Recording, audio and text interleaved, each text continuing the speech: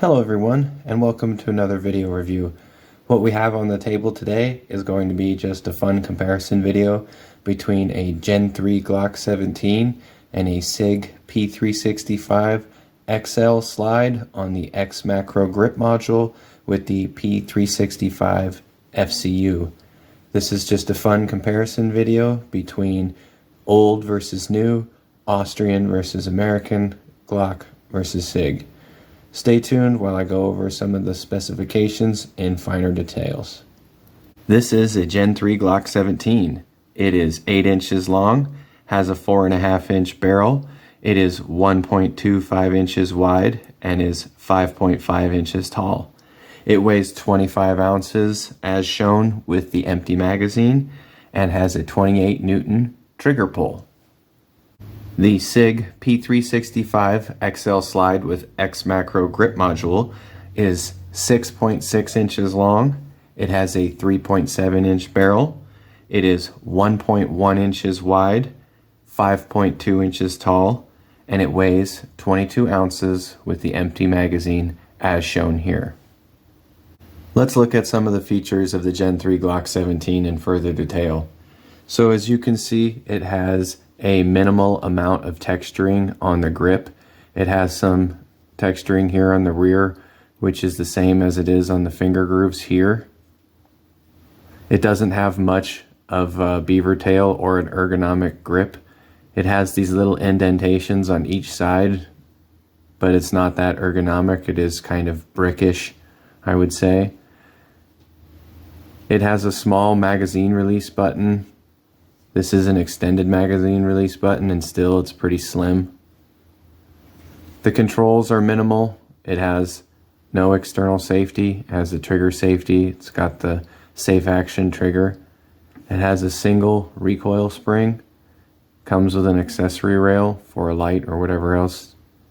Has plastic magazines that you can also get knockoff brands for.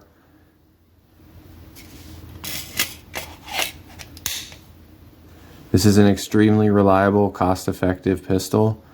This generation now is, $500, a little over $500 now. Very affordable, most reliable, but it comes with basic features. This model I put night sights on, but it usually comes with just plastic 3-dot white sights.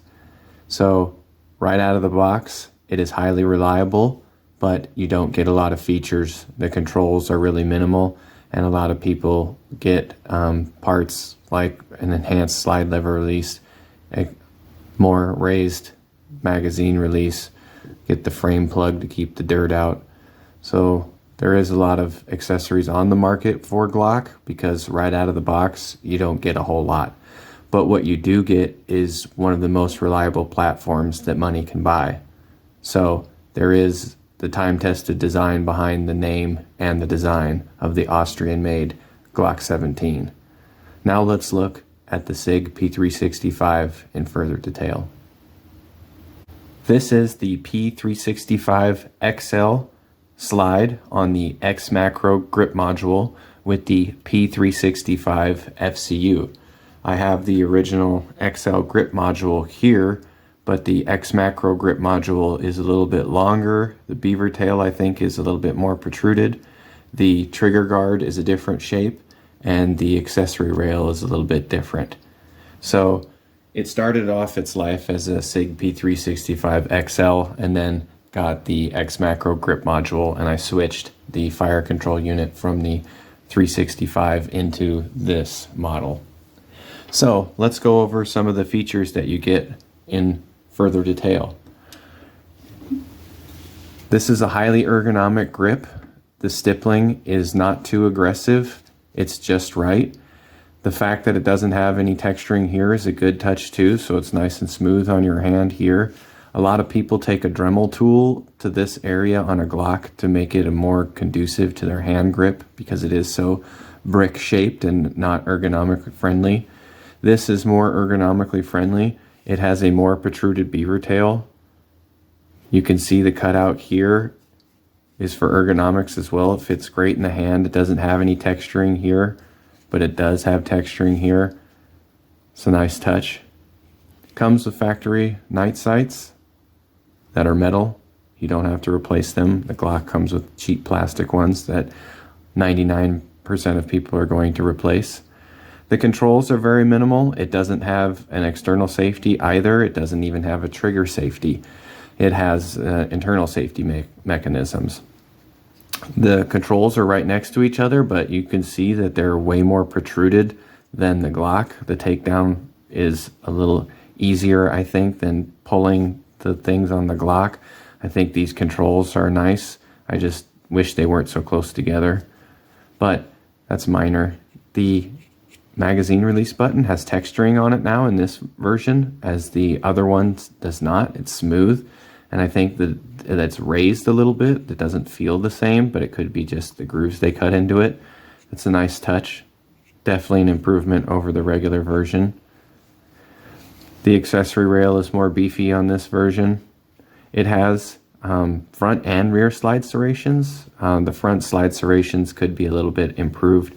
The way they cut the slide here, they have the slide serrations follow that aesthetic profile, but functional wise, it would be better if they were, I think, further forward and higher up on here.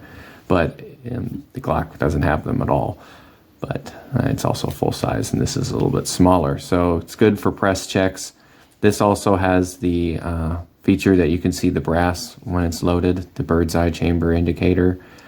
The metal magazines are a nice touch. They are quite a bit more expensive than the plastic Glock magazines they're twice as much at least, if not more. But they're high quality, they work well. And these X Macro grip magazines come with all the different attachments for the different base plates to fit in your XL grip module or the regular one, I believe, too. I have those as well. Now, what I like about this is how thin it is. It's just over an inch, so it fits great in my hands because I have small hands and the grip is more ergonomic. It's not as box shaped.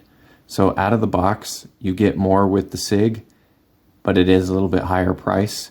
But the trigger is way higher quality. Very little take up. And then the brake. Extremely short reset. So the trigger is by far greater than the Glocks by a long shot. So this is a little bit more expensive, but this is the new age technology, and this is a better size to weight to capacity ratio than the Gen 317.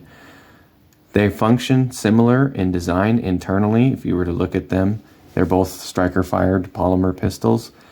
Both are great for what they are, but one, I think, is a little bit better. I think the Sig now has surpassed what you get right out of the box, more so than what Glock offers. Glock is very basic with their offerings. They don't have any interchangeability. They don't have a custom shop. They don't have any of that.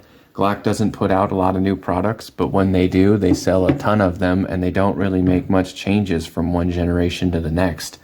So it's interesting to see the comparison of old versus new, Austrian versus American, and the size difference between a full size and a whatever you want to call this, subcompact, compact, the names don't really matter, but it is a much smaller, lighter weight, thinner piece that has the same capacity, and it has an excellent contoured grip. So for my money, the Sig, you get more right out of the box. The only thing with Glock that I think that nobody can touch on them is their reliability. You know that what you're getting with Glock is one of the most reliable pistols that money can buy. So you always have that in the back of your mind that, hey, it may not have the greatest aesthetics, it may not have the most ergonomic grip, it comes with these cheap plastic sights, the trigger is squishy, but it will work every time, no matter what conditions, and needs very little maintenance, and they haven't had any quality control issues whatsoever. So I thought this was just a fun comparison video to show the differences in evolution of design and the changes and what you can expect to see in the market comparison-wise with similar manufacturers. Thank you for watching this video. Please stay tuned for more like content. Please like, subscribe, comment. I'll see you on the next one.